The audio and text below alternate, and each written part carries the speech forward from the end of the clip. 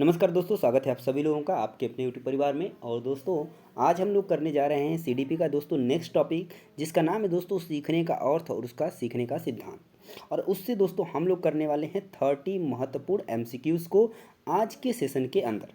इसके पहले हम लोगों ने बहुत सारे टॉपिक को जो है कवर कर लिया है और सबसे जो है 30 एमसीक्यू क्वेश्चंस किए हैं और उसमें हमको कॉन्सेप्ट भी समझ में आ गया है। तो चलिए आज भी इससे आने वाले सभी क्वेश्चंस को देखेंगे कि कितने क्वेश्चंस इस सिद्धांत से बन सकते हैं। तो ये आपके यूपी टेट के सीडीपी में बहुत ही एक इम्पॉर्टेंट टॉपिक है और सभी टॉपिक्स को हम बारी बारी से डिटेल में जो है देख रहे हैं, यानी हर एक टॉपिक से आपके 30 क्वेश्चंस करा रहा हूँ। सोच लीजिए, अगर आपके सीडीपी के अंदर अगर कहीं ना कहीं 30 या कितने भी क्वेश्चन 30 या 50 टॉपिक जो भी हैं सबसे अगर 30 क्वेश्चन करेंगे तो आपके कम से कम 1000+ क्वेश्चन तो मैं ऐसे ही करा दूंगा। और उसके बाद मैं आपको कराऊंगा प्रैक्टिस सेट, जो कि मिक्सअप होगा सभी का। तो सोचिए आपके लिए कितना हेल्पफुल होगा और आपसे कोई भी चीज़ें बच नहीं सकती हैं सीडीपी के अंदर। और उसके बाद हम लोग सभी सब्जेक्ट का इसी तरीके से प्रैक्टिस और तैयारी करने वाले हैं यूपी टेट एग्जाम्स के लिए। तो चलिए दोस्तों, देर न करते हुए वीडियो को स्टार्ट करेंगे। तो वीडियो अगर पसंद आए दोस्तों तो लाइक शेयर और चैनल को सब्सक्राइब करना नहीं भूलेंगे। चलिए शुरू करते हैं आज का ये वीडियो। पहला जो क्वेश्चन है दोस्तों देखेंगे, पूछा गया है अधिगम यानी कि सीखना का सबसे उपयुक्त अर्थ क्या है? कौशल अर्जन, व्यक्तित्व विकास, व्यवहार में परिवार्जन मतलब संशोधन, या ज्ञान का अर्जन। देखिए, अधिगम का सबसे उपयुक्त अर्थ पूछा गया है। बहुत से लोग इस क्वेश्चन का गलत आंसर देंगे। यदि विश्वास नहीं है तो आप कमेंट में आंसर दीजिए, उसके बाद मैं आपको आंसर बताता हूँ। ठीक है, चलिए बता लिए आप लोग। कौशल अर्जन, व्यक्तित्व विकास, व्यवहार में परिमार्जन यानी कि संशोधन, और ज्ञान का अर्जन। देखिए, सीखना यानी कि विकास किसको बोला गया है? व्यवहार में परिमार्जन यानी कि संशोधन को। तो जो सही ऑप्शन होगा इस क्वेश्चन का क्या हो जाएगा? ऑप्शन नंबर सी होगा। बहुत से लोग ऑप्शन नंबर ए लगाए होंगे, बहुत से लोग डी भी लगाए होंगे। ठीक है, ए और डी में ज़्यादा गए होंगे, बी पर कोई फोकस नहीं किया होगा और सी पे भी कुछ लोग गए होंगे। चलिए सेकेंड क्वेश्चन देखते हैं। सेकेंड आपका पूछा गया है कि प्रयास एवं त्रुटि यानी कि ट्रायल एंड एरर का सिद्धांत किसने दिया? पाउला, थॉर्नडाइक, या कोहलर, या स्किनर। तो देखिए, प्रयास एवं त्रुटि जो सिद्धांत है ये दिया था किसने? थॉर्नडाइक ने। सही ऑप्शन हो जाएगा आपका ऑप्शन नंबर बी। नेक्स्ट जो क्वेश्चन है क्वेश्चन नंबर 3, शास्त्रीय अनुबंधन क्लासिकल कंडीशनिंग के सिद्धांत के प्रवर्तक कौन है? Ivan Pavlov, BF. Skinner, Kohler, Thorndike. ये देखिए ऐसे क्वेश्चन से जिनको आपको याद करना ही पड़ेगा, रटना ही पड़ेगा। शास्त्रीय अनुबंधन सिद्धांत के प्रवर्तक हैं कौन आपके? तो ये हैं आपके इवान पावलोव। ठीक है, इसका एक नोट्स बनाइए और एक कॉपी पे सभी के जो है सिद्धांत को लिखिए। चलिए, थॉर्नडाइक के अनुसार अधिगम का मुख्य नियम कौन सा नहीं है? ध्यान दीजिएगा, थॉर्नडाइक के अनुसार अधिगम का मुख्य नियम कौन सा नहीं है? अभ्यास का नियम है, तत्परता का नियम है, बहुअनुक्रिया का नियम नहीं है, प्रभाव का नियम है। पूछा गया है कौन सा नहीं है, तो बहुअनुक्रिया का नियम क्या है? अधिगम का मुख्य नियम नहीं है। किसके अनुसार? थॉर्नडाइक के अनुसार। तो सही ऑप्शन क्या हो जाएगा क्वेश्चन नंबर 4 का? ऑप्शन नंबर सी हो जाएगा आपका। नेक्स्ट है क्वेश्चन नंबर 5, क्रिया प्रसूत अनुबंधन सिद्धांत का प्रतिपादन किसने किया?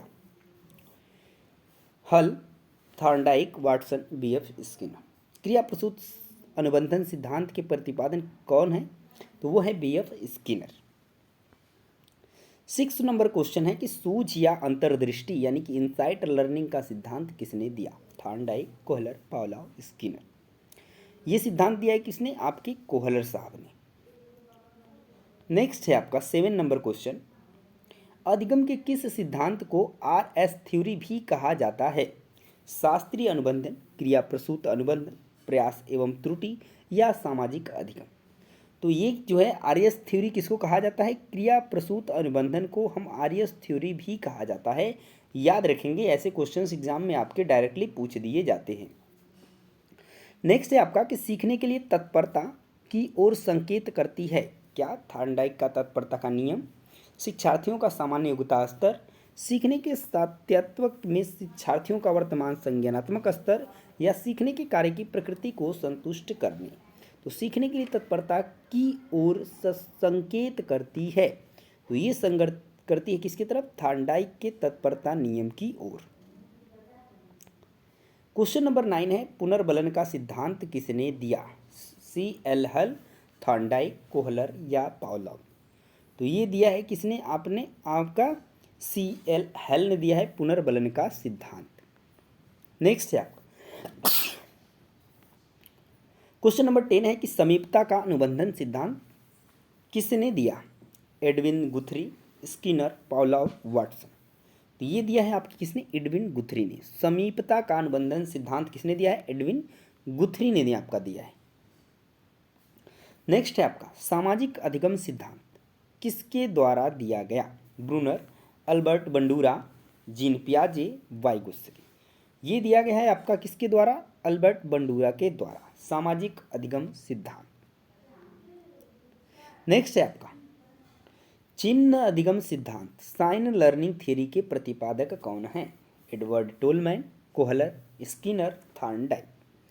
इसके प्रतिपादक हैं आपके एडवर्ड टोलमैन। चिन्ह अधिगम सिद्धांत के प्रतिपादक कौन है? तो एडवर्ड टोलमैन। नेक्स्ट है आपका अनुभवात्मक अधिगम का सिद्धांत किसने दिया? कार्ल रोजर्स, जीन पियाजे, कोहलर या स्किनर? ये किसने दिया है अनुभवात्मक अधिगम का सिद्धांत? तो ये दिया है कार्ल रोजर्स ने। नेक्स्ट आपका पूछा गया है गेस्टाल्ट शब्द का अर्थ क्या है? अंश के रूप में, पूर्ण आकार या समग्र रूप में, परिवर्तन के रूप में या व्यवहार के रूप में? ये जो है सही क्या होगा इसका? ऑप्शन नंबर 14 पूर्णाकार या समग्र रूप में जो है कि क्या है? गेस्टाल्ट का मतलब है पूर्ण आकार या पूरा समग्र रूप।